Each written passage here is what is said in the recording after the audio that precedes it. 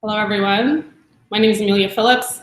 I'm here with my colleague, Kim Smith, and we're here to chat with you today about workplace investigations, 5 kind of easy steps on what you should do when conducting a workplace investigation. So we want to start by saying in Ontario, an employer must ensure that an appropriate investigation is conducted into workplace harassment. That might be a complaint of harassment or just hearing about an incident of harassment through the grapevine even. And there are other circumstances in which an investigation might be important or required in cases of discrimination or bullying, for example. But we'll use workplace harassment to kind of frame our conversation today about what is an appropriate investigation. And we've incorporated some of your questions into our chat today. But if you do have live questions that arise as we go through this, you can email them to us at social media at mcdonaldassociates.ca. So that's social media at mcdonaldassociates.ca. So please email us your questions there. Also, you can use the Q&A app to the right of your screen if you are logged into Google to send us questions, okay? So let's get started. We'll discuss the kind of 5 key steps to take in a workplace investigation. And then we'll just also discuss, Kim will take us through some examples of actual cases that will kind of put our principles into perspective. Okay, so step 1, it's important to have a plan, quite simply. So if you get a complaint about workplace harassment, or if you hear through the grapevine that an incident has taken place in your workplace, what is your plan? We're going to say that, the first thing you should really do is to determine whether a workplace investigation is necessary. In doing so, you've got to take the complaint seriously and ensure that the complainant knows and feels that you want them to feel safe in the workplace and you want them to feel healthy in the workplace. So, once that is done, you can ask yourself, if this complaint were true, would it be a violation of a workplace policy and or a violation of legislation, law? If the answer to that question is yes, then a workplace investigation is likely required and should be conducted. So moving forward from that, you really should set out an investigation roadmap. That roadmap should include, even if you're farming out your investigation to someone outside of your organization, it's important for the organization itself to have a roadmap at the start of every investigation that will set out all of the allegations that are being made, all of the evidence for each allegation, the workplace policies that are engaged by this complaint, and I'll stop here to kind of say as well that in Ontario, employers are required to have a workplace harassment policy and to review that policy annually. So there ought to be a policy in place, and that policy should kind of be part of your roadmap when you're kind of setting out what you should do for this investigation. It should be able to help you consider the investigation. In addition to your policy, your workplace policy, the roadmap should set out any legislation that is engaged by the complaint. That might be, for example, the Ontario Health and Safety Act, the Ontario Human Rights Code. And in addition, the roadmap should set out some next steps or recommendations for what to do if post-investigation it's found that the complaint is founded, as well as some next steps if it is found that the complaint is not. So you have your roadmap internal to your own organization, and then you want to select an investigator. So your investigator can be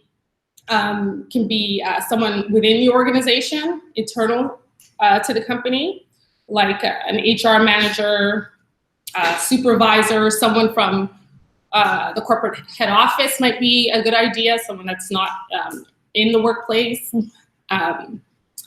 Or you can have an external investigator, like a lawyer or a professional private investigator, conduct the investigation. And just to that point, I think that the choice of internal or external is going to depend somewhat on the size of the company or the employer. If you're at a fairly small institution or organization, it's going to be difficult to find a party or an individual who's sufficiently removed from the parties or from the circumstances to ensure that you have a impartial and objective investigation. Also, there's power imbalances. If the respondent is someone who is in a position of power, like an executive, or someone who's in a very high managerial or leadership position, you want to ensure that there's no fear amongst the individual who's conducting the investigation that there will be reprisal against them for conducting an investigation and perhaps reaching a result that's not favorable or may not be favorable to the respondent. So you have to sort of consider these factors, I think, when deciding whether to go externally or internally. Yeah, that's really important. And Kim brings up the important point that your investigator, whether internal or external, has to be independent and impartial. Your investigator cannot have any involvement in the complaint and cannot be directly controlled or reporting to, or controlled by or reporting to the alleged harasser or the respondent of the complaint. So that's really, really important. In addition to that, your investigator should have some experience with your workplace policies. They should have some experience with the legislation that's engaged by the complaint. And certainly they should have experience wherever possible with workplace investigations, generally just conducting them well. In certain circumstances, your investigator, it's helpful for your investigator to have some expertise in the subject matter of the complaint, or at least some training in the subject matter of the complaint, just to ensure that there are no systemic barriers in the process and that the process is fair, and that this expertise is particularly important in cases of discrimination.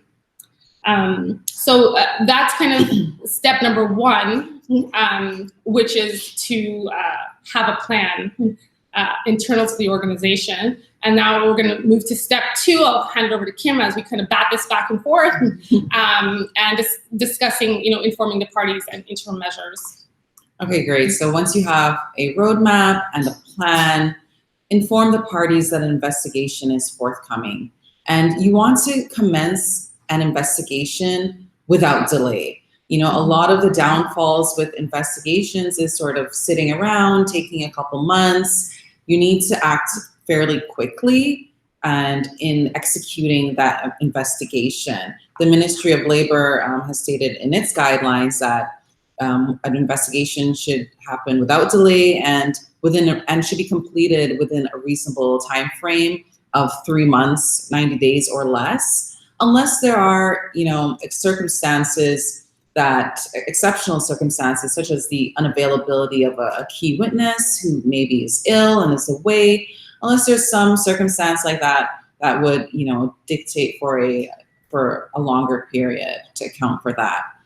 The other issue to consider is interim measures. And the question with that surrounding this issue is it appropriate for the complainant or the alleged harasser or respondent to remain in the workplace during the investigation? Yeah, after you've informed them now they know that there's an investigation that's happening, it's involving them. What next? What do you do with that particular employee? And it's a very tricky area, because there have been cases, and I'm actually going to go over a case. I think it's probably the best way to sort of, go through the facts and the principles surrounding this area and the factors to consider. So this case is called Dr. Agostino Piero versus the Hospital for Sick Children. It's a 2016 Ontario Superior Court case. So the applicant went to court, Dr. Piero. He was a renowned pediatric surgeon. He was the head of the Division of General Surgery and also subsequently director of the training program at the hospital. So he had a very high standing within the hospital in a leadership position. And there were some allegations against him of misconduct, and this misconduct included throwing objects with such force that they would break, screaming and yelling at employees, snapping and embarrassing people in meetings, including questioning individuals about their integrity in a very hostile manner. He called people incompetent for not following instructions that in fact were contravened hospital policy. He threatened to fire staff very loudly and in a threatening tone if they didn't do certain things that he wanted, and bullying of more junior level staff, which was also in contravention of hospital practices. So the hospital took the decision that they were going to suspend him for administrative reasons, and he sought an injunction to prevent the suspension. However, the court decided in favor of the hospital in allowing the suspension. So suspensions are permitted. However, there are parameters, and there are factors that need to be satisfied for a valid administrative suspension. So I'll go over those factors. So the court stated that the suspension must be necessary to protect legitimate business interests. The employer must be guided by good faith and the duty to act fairly in deciding to impose suspensions. And it must be a temporary interruption of the employee's performance of work. And it should be for a relatively short period of time. And it should be, importantly, with pay, unless there are exceptional circumstances. Now, in this case, all these factors were met, especially so because he maintained his clinical research and teaching practice during the suspension. He also continued to see patients during the suspension. They moved his office to a different unit, so there was some separation between him and the complainants. And the suspension was with pay, and it was also for a relatively short period of time. So the restrictions were with respect to his leadership functions. So those he did not continue with during the suspension, and some other administrative functions that he carried out. His issue with the suspension was that he argued that it would cause irreparable damage to his reputation if within the medical community it was found out that he had been suspended. And again, this was a limited suspension, which also shows that it's not an all or nothing situation where you necessarily have to send home an employee during this time. There could be other sort of accommodations that can be made so that the employee may be able to still fulfill the majority of their duties. Now, with respect to the irreparable damage argument, the court did not agree with this argument. They found that any damage suffered was as a result of the allegations, and that if anything, an investigation seen that was objective and impartial carried out would vindicate him, if anything, and as far as his reputation was concerned. Yeah, so that's like really important to kind of consider what should happen while the investigation is ongoing. So this case is really about, they decided to do a suspension while the investigation was ongoing. So like Kim mentioned, you don't necessarily need to send someone home with pay. You can also kind of find other ways for them to exist in the workplace while the investigation is ongoing, like moving them to another wing, or just kind of separating them physically from the complainant and complainants.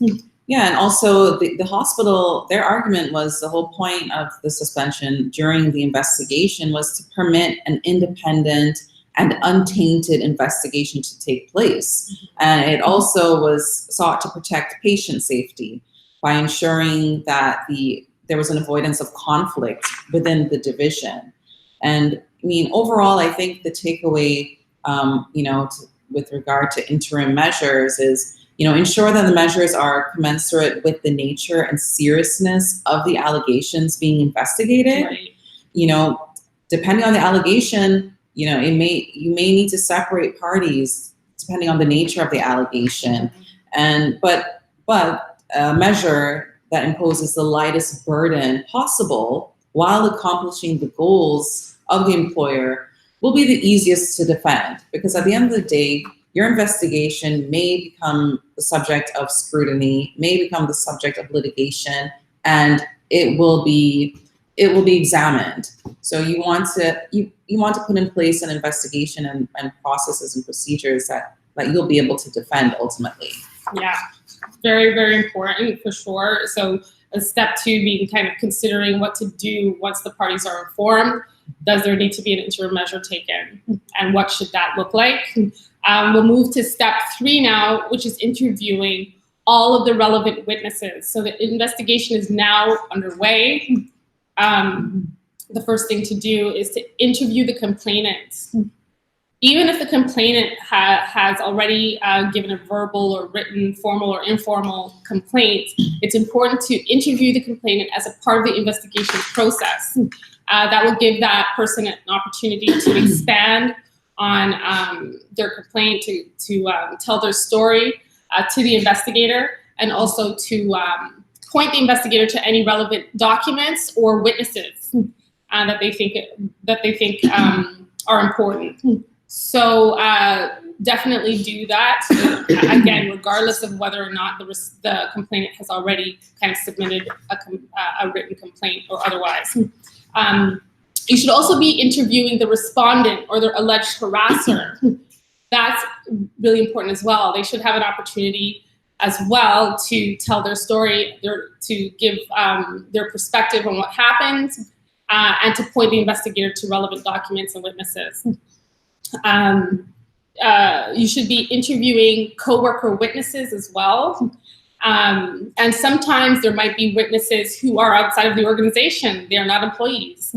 Best efforts should be made to interview people even outside of the organization who are, important witnesses, if that's possible. And while conducting these interviews, it's really important to keep in mind that there is, a duty to maintain confidentiality to the extent possible. So to just ensure that the investigation is kept confidential and that the parties involved are kept confidential, unless it's necessary to reveal things for the, in order to conduct the investigation or as required by law. But the investigator should remind the parties early in the process, right from the beginning, that there's this confidentiality obligation, and that they should keep everything confidential, and particularly identifying information about the parties involved. Also, during this interview stage, interviewing these witnesses, it's important to keep detailed interview notes. And I think Kim might also touch on this later. It'll assist you if it gets to a litigation stage down the road. It'll also assist you in reporting your investigation, which is a step that's coming up in the process, step 5 in this webinar. You really want to document the interview. You want to document the process. And I'd also add to this step, to keep a neutral tone when you're interviewing witnesses.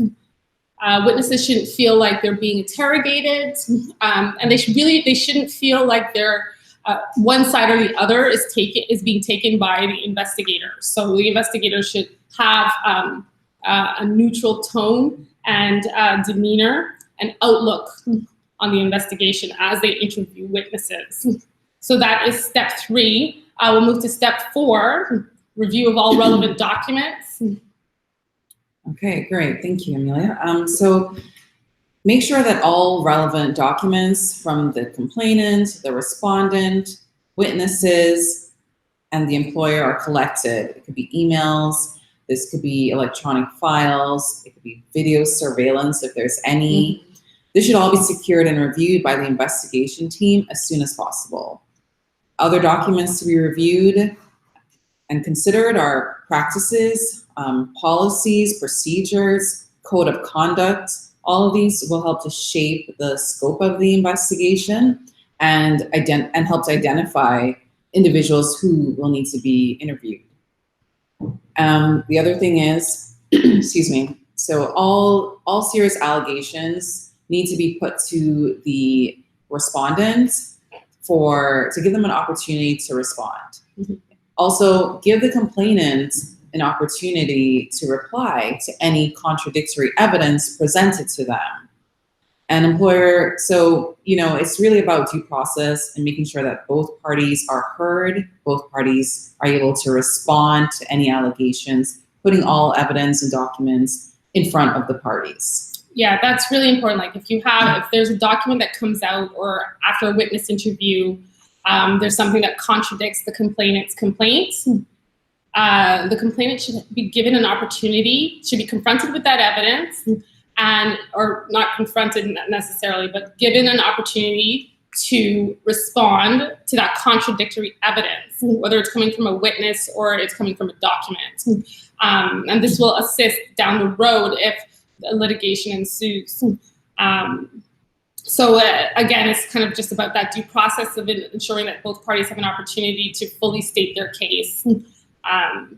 So thanks for that. And also, I think that reminds me with respect to knowing your policies, reviewing your policies, that in the beginning we talked in step 1 about creating your roadmap for the investigation, and that roadmap should include, relevant policies that might be engaged by this complaint. You might want to go back to your roadmap and ensure that when you look at each allegation and the policies that are engaged, that you're reviewing those policies in full. The investigator is as they're, coming to terms with what's happened in the incident. So so now we'll go to the last step. The last step being kind of reporting, as I mentioned earlier. A formal report should be prepared by the investigator.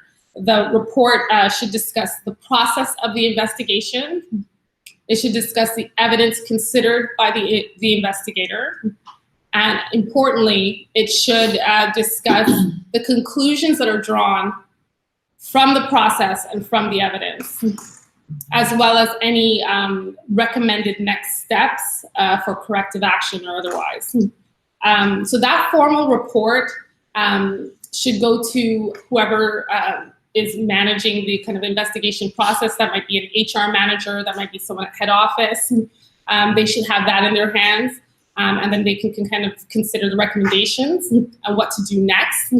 The report doesn't necessarily have to go to the parties, the complainant and the respondent themselves. However, so that's not necessary. However, they should be informed in writing, the complainant and respondent, of the conclusions of the report, the results of the investigation, in other words. And they should also be informed of any corrective action that is going to be taken. And in writing, as I've mentioned, that's really important. So that's step 5, reporting, post-investigation. And now Kim is in chat about some actual case law and recent case law and situations in which investigations have not been quite adequate, and how the courts have responded to that. Yeah, so I think it's really a great opportunity to look at cases, because the principles that the court sort of instructs us on is very useful, and it has a lot of great takeaways. I forgive me if I mispronounce any of the case names. I just want to get the case names out there in case any of you want to go on to Canly and research it. You have it. So the first case is Fakihi versus Black Swan Pub and Grill is a 2016 HRTO case. And that's, do you want to spell it? Because that Sure. one's a tough one. Yeah, so it's F as in Frank, A, G as in George, HIHI versus Black Swan Pub and Grill. 2016 HRTO 1109 is the citation. So the applicant in this case was a sous chef at a restaurant, 23 years old, male. His parents immigrated from Iran. He was born and raised in Canada, first generation Canadian. The complainant alleged that another employee used a racial slur to him and told him to go back to his own country. Now he reported the complaint to the owner. Miss Leonard was her name, and she launched an investigation. However, the tribunal noted a number of issues with the investigation. Ms. Leonard was not neutral in her investigation. For example, she testified at the hearing that she had never had any issues with the respondent, that she described the respondent as wonderful and liked by everyone. She also stated that he was always smiling, helpful, and all his coworkers enjoyed being around him. Yeah, so that was the alleged harasser that she was describing. Exactly, not the complainant. The alleged harasser is how she described on these terms. She believed that the outbursts by the alleged harasser was accidental and unintentional. So the tribunal, they found that she was not neutral. And in the absence of neutrality, an investigation will not be found to be reasonably conducted. You have to be neutral, you have to be objective, impartial. The other issue was that she did not report to the applicant or the complainant that the investigation was concluded, or what her findings were, and what were the consequences of her findings. All these steps are necessary, and Amelia mentioned these, and it's somewhat logical as well when you think about due process and fairness and what that means. If someone makes a complaint, then they have a right to know that an investigation is being launched, that it's being concluded, have the reports in writing, or at least have the results in writing, right. And exactly, so that's all part of maintaining due process. So the tribunal in this case ordered $18,000 in general damages as compensation for discrimination, lost wages. As well, the restaurant was ordered to develop a harassment and discrimination policy and complaints mechanism, and they were required to engage in human rights training. And I should add that really the employer, this is an Ontario case, should have had a harassment policy to begin with. Mm-hmm. So we advise again, underline that it is a requirement in this province to have a harassment policy and to review that policy annually. Yeah. So the next case is a Ontario Court of Appeal case. It's a 2014 case. It's called Boucher versus Walmart Canada Corp. And this case really highlights the very high price of workplace bullying, and specifically the fact that courts will order extra damages against an employer when workplace bullying is not adequately addressed. So just to give you some of the background facts, Ms. Boucher refused to falsify a store temperature log at the request of her manager, Mr. Pinnock, and following which she was subjected to a formal disciplinary session and ongoing profane, disrespectful language. Boucher, she was belittled by Mr. Pinnock, demeaned, berated, criticized, taunted, and humiliated continuously in front of coworkers and even in front of customers. For example, she was told that she was blowing away her career and that she was stupid. He, as I mentioned, repeatedly used very aggressive and profane language. She relayed her concerns to Walmart management. Walmart conducted an investigation and informed her that her complaints were unsubstantiated and that she was trying to undermine Mr. Pinnock's authority. And this was even in the face of a lot of evidence and witnesses who corroborated much of what she claimed. 4 days after receiving the investigation report, Mr. Pinnock grabbed her, the complainant, by her elbow in front of a group of employees and challenged her to prove that she's able to count to 10. Mm-hmm. Now, following this incident, Ms. Boucher emailed management and told them that she would not be returning to work unless her complaints were addressed. Yeah, she's pretty angry about everything that happened. Various kind of serious allegations. Right. Okay, so another point to make is that it was said that it was known that apparently Mr. Pinnock was intent on creating an environment that would essentially force her to resign.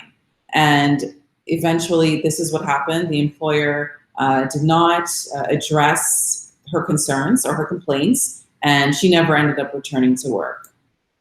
So there's several aspects of this investigation that were determined to be flawed.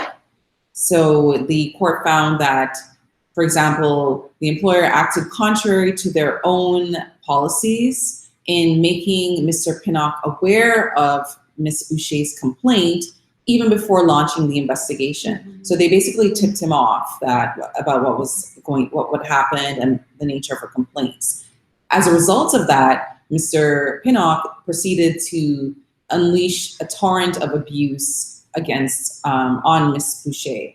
So there was reprisal that she suffered as a result. The other issue is that Walmart did not take the complaint seriously.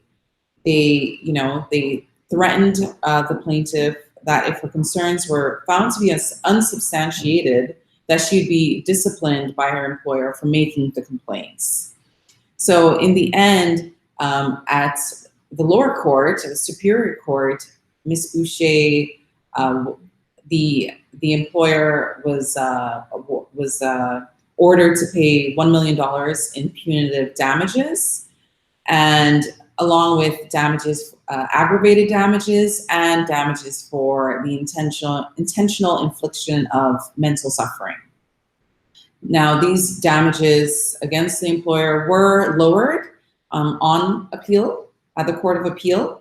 So the damages for punitive damages went from $1 million to $100,000 against the employer, and against Mr. Pinnock personally, the punitive damages were reduced from $150,000 to $10,000. However, this reduction in punitive damages was partially because the aggravated damages that were awarded and the damages for intentional infliction of mental suffering combined were quite high. So the punitive damages were lowered. The damages in the end were approximately $410,000 awarded to Ms. Boucher in total. That actually reminds me, if I could, about another case called Bassanese, and I'll just very briefly, in that case, $50,000 of aggravated damages was awarded to the plaintiff in that case, along with a number of other heads of damages. And then punitives weren't awarded, given the totality of the award that was given to the employee in that case. And in that case, the employer was found to have ignored numerous complaints that the complainant had launched to her direct supervisor.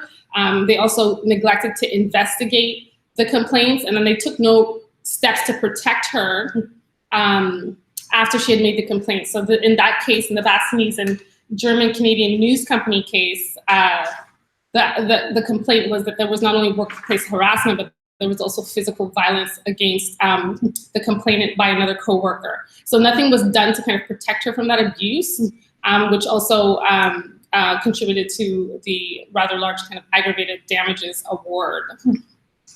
Yeah, that's a great point. So the other case that I'll be discussing is Gordon versus Best Buy. It's a 2018 HRTO case, for those of you who'd like to look it up. So in this case, an employer was found to have failed to adequately respond to a complaint of harassment.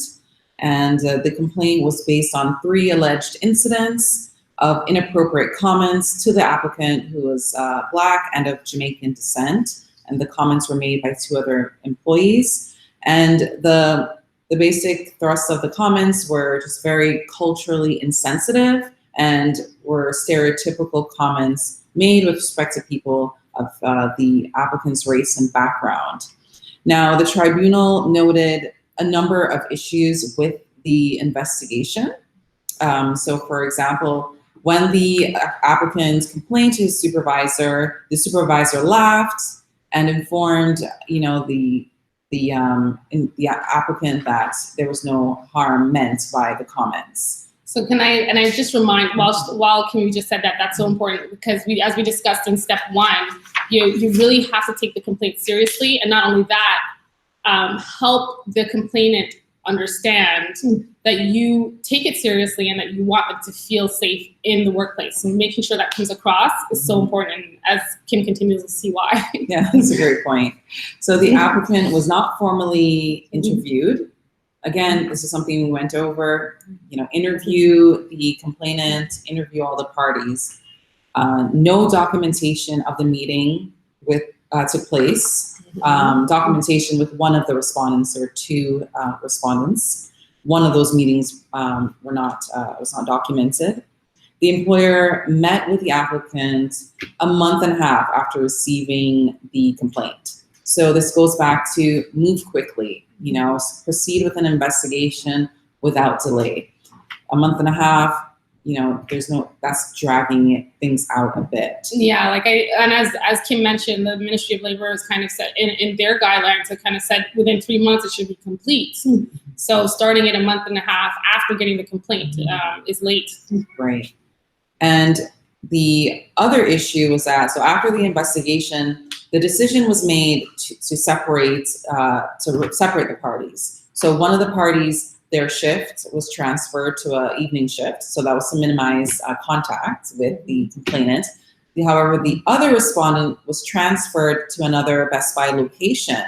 Now, as part of that transfer, that respondent received a promotion, and that was not viewed with approval by the court, because essentially if you're transferring the respondent or the alleged harasser, and during that process, the respondent receives a promotion, that's showing approval of the behavior. It's marks of approval, and really that goes back to something we discussed before about interim measures. When you're deciding on an interim measure, as you're doing an investigation, you do want to kind of ensure that the measure doesn't seem like it's approving of the alleged behavior, or if it's favoring one party over the other. So that's really important, because that came out, or the principle of that kind of came out in this case. Definitely.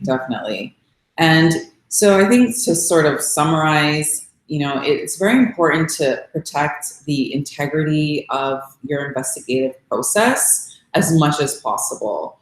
It is critical that an investigation is not only objective, but that and impartial, but that it's seen to be as such.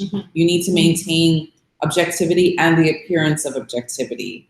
The fact is that your investigation may become the subject of scrutiny and litigation, especially if decisions flowing from your investigation result in termination of the alleged harasser, right, or termination, of the respondents, because then the courts are going to take a very careful look at your investigation and the findings and the results of that investigation.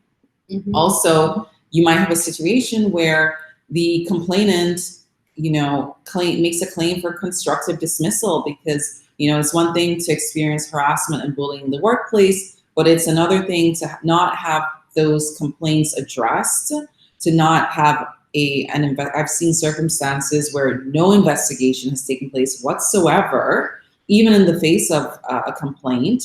And that resulted, in aggravating circumstances for the employee. It just aggravates the bullying and harassment, just the feeling of inability to sort of, have their concerns addressed, which leads to sick leaves, short-term disability, and sometimes they don't ever return to work if they don't feel safe or that's a healthy environment where their claims will be addressed, and ultimately they make a claim for constructive dismissal.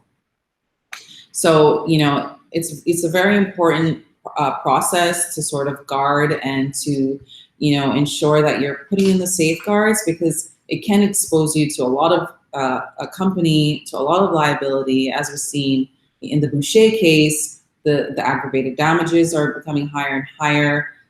Even though it was overturned on appeal, the Superior Court, the jury, they were prepared and awarded $1 million in punitive damages. Mm-hmm. And, those are only awarded in very specific circumstances to punish an employer or the respondent, as case may be.